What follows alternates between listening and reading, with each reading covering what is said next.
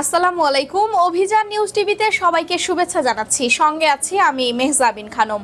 শুরুতেই জানিয়ে দিচ্ছি সংবাদ শিরোনাম।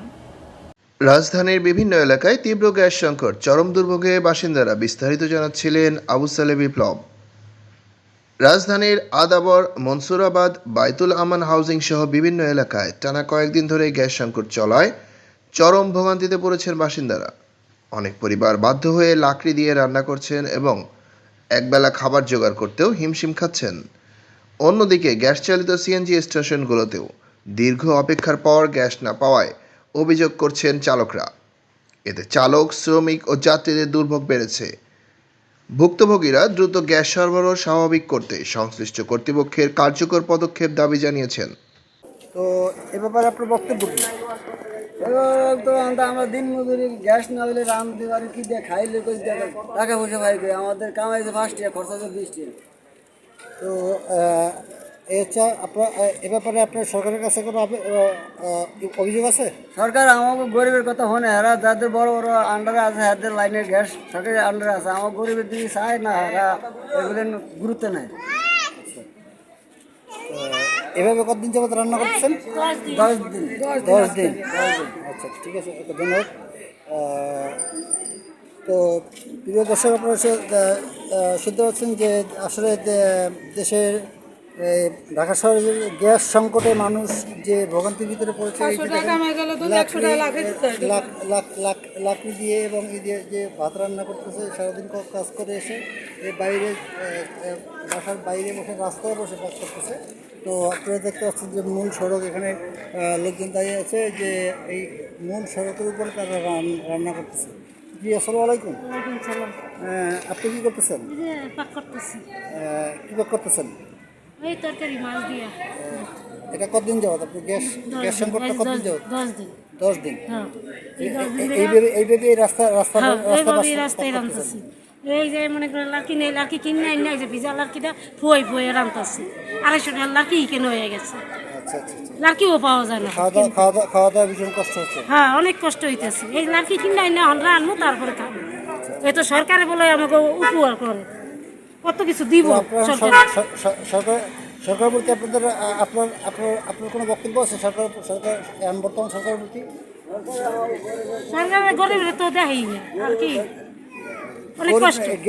গ্যাস তো শুধু আপনার একার বাসায় নাই, এমন তোরা কোনো বাসায় তো গ্যাস নেই। সবাই এমনি রান্তাছে, ভিডিও করতেছে। হ্যাঁ, ভিডিও দিও। ধন্যবাদ। এই আর কি, এই আমাকে কষ্ট বুঝছে।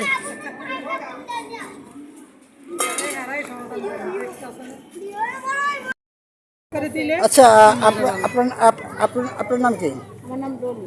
আপনার বাসা কোথায়? এইখানে এখানে এই জায়গাটার নাম কি? মুন্সিরাবাদ 18 নম্বর রোড। মুন্সিরাবাদ 18 নম্বর রোড। তো গ্যাস নেই কতদিন যাবত? এই বছর গ্যাস সমস্যা? 10 দিন, 11 দিন, 10-11 দিন। তো আপনারা এইভাবে রাস্তায় বাড়িওয়ালা ভিতরে তো রান্না করতে দিবে না, কারণ ঘটনা হচ্ছে ওখানে তো কালি হয়ে যাবে। আমরা এক বেলা রান্তি, 2 বেলা রান্তি, 1 বেলা রান্তি 2 বেলা খাই। সকালবেলা খাইতে পারি না, কারণ লাকড়ি কিনবো না জ্বালাবো। আচ্ছা আচ্ছা। তাই তো আমরা তো চাই সরকারে আমাকে সমাধানটা করুক। কারণ আমরা অনেক কষ্টে আছি, কষ্ট কতক্ষণ যায়, ছোট ছোট বাচ্চাদের খানা হয় না, চা রুটি কতক্ষণ খাওয়া যায়। তারপরে আজরা ভাই 700 টাকা, যদি আমরা 200 টাকা লাকড়ি কিনি, 200 টাকা চাল লাগে, 100 টাকার কি বাজার লাগে না? কাঁচা বাজার 100 টাকা বাজারও পাওয়া যায় না, তাই 1 কেজির দাম 100 টাকা, আমরা খাবো কি? তো এই হচ্ছে আসলে আমাদের দেশের সরকারের অবস্থা এবং জনগণের, সাধারণ জনগণ যারা নিম্ন আয়ের লোক, তাদের জন্য খুবই কষ্টসাধ্য ব্যাপার। যারা আসলে বেশি টাকা ইনকাম করে, যারা বড় বড় যাদের বেশি টাকা আছে, তারা গ্যাস সিলিন্ডার কিনে হয়তো তারা চলতে পারে। একটা লাকড়ি কিনে রান্না করে খাওয়াটাই অনেক কষ্টকর। তো এতক্ষণ আমি সাথে ছিলাম সাংবাদিক সালে বিপ্লব, নিজস্ব সংবাদদাতা অভিযান নিউজ টিভি। সবাই অভিযান নিউজ টিভির সাথে থাকবেন, ভালো থাকবেন, সবাই সুস্থ থাকবেন এবং এই গ্যাসের সংকট অতি দ্রুত সমাধান করার জন্য সরকারের মাননীয় প্রধানমন্ত্রী জনাব তারেক রহমানের দৃষ্টি আকর্ষণ করছি। এবং এই যে গ্যাস বিদ্যুৎ মন্ত্রী যারা আছেন, মন্ত্রণালয়ে যারা মন্ত্রী রয়েছেন, তাদের দৃষ্টি আকর্ষণ করব যত দ্রুত সম্ভব এই সমস্যা থেকে আপনারা এইসব সাধারণ জনগণকে দ্রুত মুক্ত করার জন্য আপনারা দ্রুত গ্যাসের ব্যবস্থা করেন।